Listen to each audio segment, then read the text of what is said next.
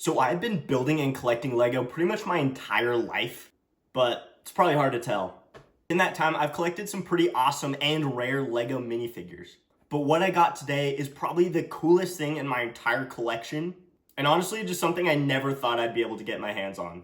So first, I'm going to show you the rarest Lego minifigures in my entire collection, and then I'll show you the newest one I just got that is by far the coolest and rarest in my opinion. Alright, so I gathered up what are some of the rarest or what I think are just some of the coolest minifigures in my collection, unique ones. I don't know the prices of all these off the top of my head, so when I'm editing the video, I'll go ahead and put their price like next to them. So until then, I'm kind of going off like memory of what I remember being like the most expensive ones. Alright, so starting off with Marvel figures, we have the Silver Centurion. This is by far one of my favorite Iron Man minifigures of all time. It came in a poly bag, has really unique printing, it has side leg printing, which is sometimes pretty rare with Lego. It's a really awesome figure and definitely one of my favorites in my entire collection. I also have another poly bag Marvel figure, that is the Iron Patriot. They have since made an Iron Patriot in like widely released Lego sets, but for a long time, this was the only way you could ever get an Iron Patriot. And if you know my content, you know that I'm kind of a sucker for the old Iron Man helmets, so I think this is better than the new one, and again, it's one of my favorites. I think it's just held up super well, and the colors are really cool to see on an Iron Man figure. Next up, we have kind of a surprising one. This is Velma. The Scooby-Doo theme was pretty short-lived, so Velma has really shot up in value over the years, and I think it's pretty cool to have her. In my opinion, she's a cool figure, and I kind of needed her because I had the rest of the Mystery Gang. But honestly, it's pretty silly that this minifigure is so expensive. Now we're getting into my Star Wars minifigures, which will probably be the more exciting ones to a lot of you. First, we have TC-14. I'm a huge fan of any chrome minifigures or just chrome Lego pieces. It's pretty rare and we don't see it a lot, so when we get it, especially on a figure like this, it's so exciting. This also came from a poly bag and I was so excited when I was able to get my hands on it. For another chrome minifigure, we have the Chrome Trooper. Mine isn't in like perfect condition or anything. I just saw it at a Lego store and I just knew I had to have it. I love this figure. Again, I'm a sucker for anything like chrome, so it's definitely a fine addition to my collection. I don't really know if this next one is expensive. I guess you'll see when you're watching the video, but I have this red Darth Vader. This is more of a unique one than anything. As far as I know, someone who worked at Lego used their mold setup to make this Darth Vader in red. So it's all official Lego pieces and technically made by Lego. It's super strange and I think it's just a lot of fun. They have tons of these in tons of different colors, and honestly I would really like to get my hands on all of them eventually. But red is my favorite color, so I knew I at least had to get the red one. Oh, I forgot to mention this one, he doesn't fit in with Star Wars, but I do have a Kobe Bryant minifigure, which was pretty expensive. I'm pretty sure since his passing, it's really gone up a lot in value. And I was lucky enough to have the chance to be able to see one in person, and I picked it up. Okay guys, this next one is definitely one of the silliest and rarest minifigures in my collection. And that is what is referred to as Smooth Hair Leia.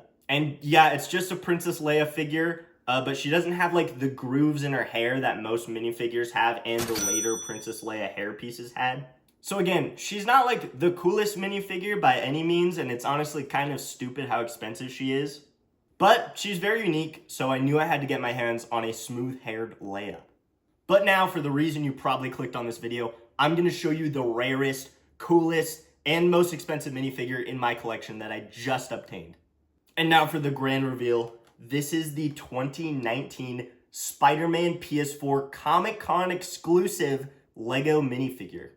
So back when I was a boy, I really wanted the 2014 Spider-Man. It was like an Andrew Garfield Spider-Man Comic-Con exclusive minifigure. It was definitely my most wanted Lego item like of all time. In retrospect, I'm really glad I didn't get that figure. Mainly just because now you can go buy a widely released Spider-Man set that has a much better Andrew Garfield Spider-Man figure. So I think I would have been happy to have that for like years until they made that set, and then I would feel like an idiot for buying it. But also now it's worth like $20,000 or something, so I don't know, maybe I should have just gotten it.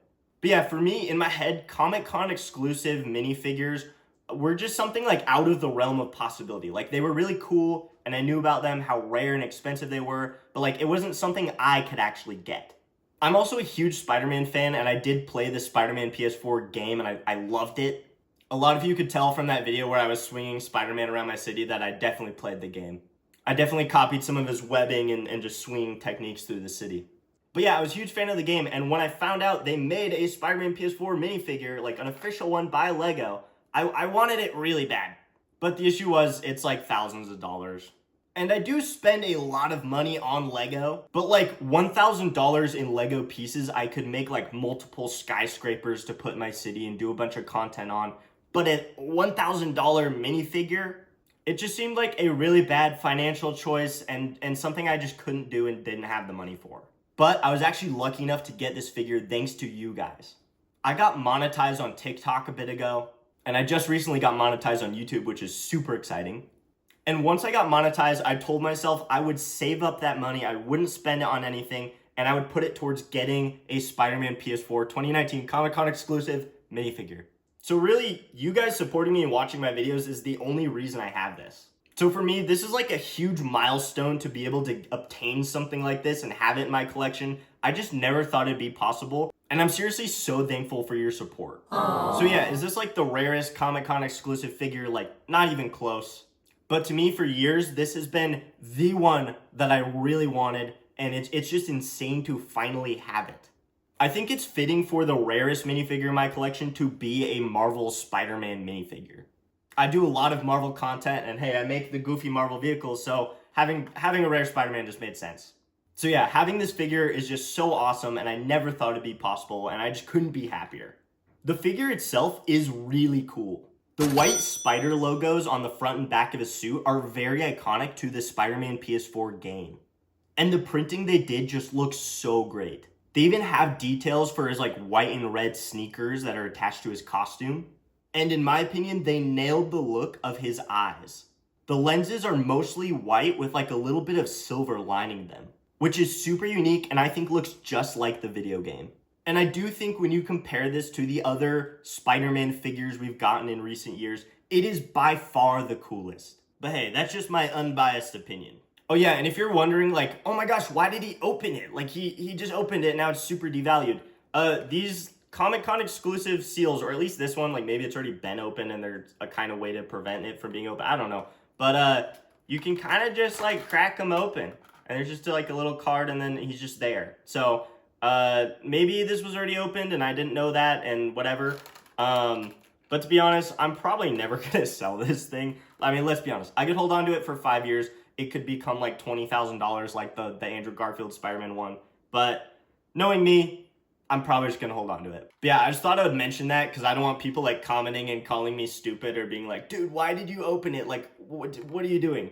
But yeah, I thought it was important that I shared this with you and kind of my past with Comic-Con exclusives. Again, it's just something I never thought I'd be able to get. And having a Spider-Man Comic-Con exclusive figure is something I've wanted just since my childhood. So this is a huge milestone, and again, thank you all so much for supporting me. And don't worry, I'm sure you will see more of this. I'm thinking of finding like a cool way to display it behind me, or I'll probably put it in a lot of my videos. So there are the rarest and I think coolest and most unique minifigures in my collection. Off the top of my head, if there's like any others that I want, maybe Deadpool Duck. I've seen that one, and it's another Comic-Con exclusive, but I think it's super silly and would kind of fit in with the vibe of my channel.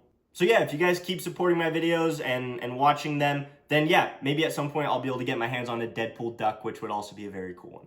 But for now, I am so happy to have the Spider-Man 2019 Comic-Con exclusive PS4 minifigure. I hope this was entertaining for you to take a look at my collection and kind of share the joy of adding something really awesome to it. Definitely go check out my other videos. I build a lot of custom stuff and a bunch of custom Marvel stuff if that's what you're into. And these next couple months are going to be so exciting. I have some really cool things I'm just so excited to share with you guys.